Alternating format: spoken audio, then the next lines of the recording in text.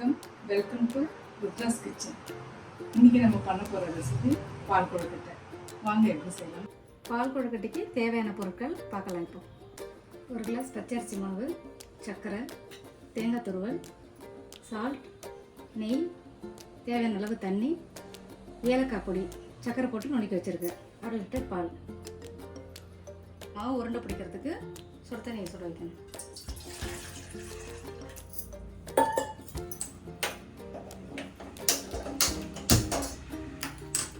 இது வந்து 1/2 லிட்டர் பால், 1/2 லிட்டர் தண்ணி ஊற்றி காய்ச்சி வச்சுருக்கேன். இதை நம்ம சர்க்கரை போட்டு கொதிக்க வச்சுக்கணும். தண்ணி கொதி வருது. இதில் வந்து நான் ஒரு சிட்டிகை உப்பு போடுறேன். 1 ஸ்பூன் ஆயில்.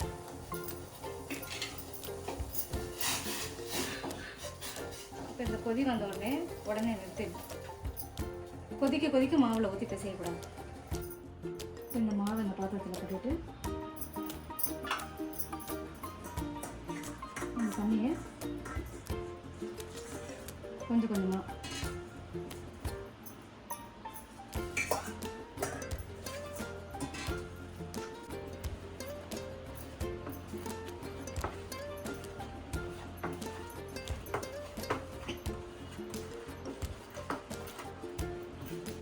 இப்போ வந்து மாவு நல்லா உருண்டையாக பிசைஞ்சிட்டு எண்ணெய் தடவி ஒரு 5 நிமிஷம் கையில் கொஞ்சம் எண்ணெய் விட்டு லேசாக மாவை எண்ணெய் தடவி உருண்டை பிடிச்சி ஒரு 5 நிமிஷம் அப்படியே இருக்கட்டும். 5 நிமிஷம் ஆயிடுச்சு. மாவு நல்லா ஆறி நல்லா சாஃப்டாக வந்துருச்சு. இப்போ நம்ம வந்து உருண்டை பிடிச்சிட்டு வந்துடலாம். வந்து மாவை உருண்டை பிடிச்சிக்கலாம். சின்னதாக இப்படி எடுத்து இப்படி உருட்டிட்டு இந்த மாதிரி ஒரு உருட்டலும் இந்த மாதிரி உருட்டி போட்டால் பார்க்குறதுக்கு நல்லாயிருக்கும். உருண்டை பிடிச்சி எடுத்துட்டோம். இட்லி குண்டானில் ஒரு 5 நிமிஷம் வந்தால் போதும்.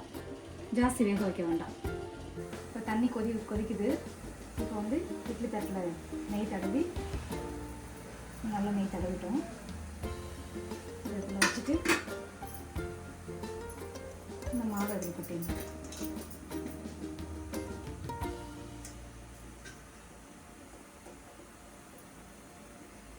அஞ்சு நிமிஷம் வந்தால் போதும். ஜாஸ்தி வந்துச்சுன்னா குழன்னு ஆகிடும். அதனால் 5 நிமிஷத்துக்கு மேலே வேக வைக்கக்கூடாது. இப்போ இது வெந்துட்டு இருக்கிற நேரத்தில் இந்த தேங்காயை வறுத்து எடுத்துக்கலாம். லேசாக வறுத்தா போதும். இந்த மாதிரி பூ மாதிரி வர மாதிரி வறுத்து எடுத்துக்கலாம். அவ்வளோதான், ஆஃப் பண்ணலாம். 5 நிமிஷம் ஆயிடுச்சு. வந்துருச்சு பாருங்க, அவ்வளோ அழகாக வந்துருச்சு. இதை அப்படியே எடுத்து பாலில் போட்டுருங்க. இப்போ வந்து இது 1/2 லிட்டர் பால், 1/2 லிட்டர் தண்ணி, அளவுக்கு சர்க்கரை இதெல்லாம் போட்டு கொதிக்க வச்சுருக்கோம். இதில் வந்து நம்ம இப்போ இந்த பால் கொழுக்கட்டையை நம்ம கொட்டிடணும். ஒரு 10 நிமிஷம் கொதிக்கணும். அந்த பால் இதில் ஊறணும். இப்போ இது வந்து 10 நிமிஷம் கொச்சிடுச்சு. இப்போ நம்ம இறக்க போகிற ஸ்டேஜ். இதில் வந்து 1 ஸ்பூன் நெய், திருவி வறுத்த தேங்காய், ஒரு பீச் சால்ட். இந்த டேஸ்ட்டு சுகர் வந்து டேஸ்ட்டு கொடுக்கும். அதுக்காக பொடியாக நினைக்கணும் ஏலக்காய். இப்போ வந்து இந்த திக்னஸுக்காக 1 ஸ்பூன் பச்சரிசி மாவு கரைச்சி வச்சுருக்கேன். இதை வந்து நம்ம இதை ஊற்றி கொதிக்க வச்சோம்னா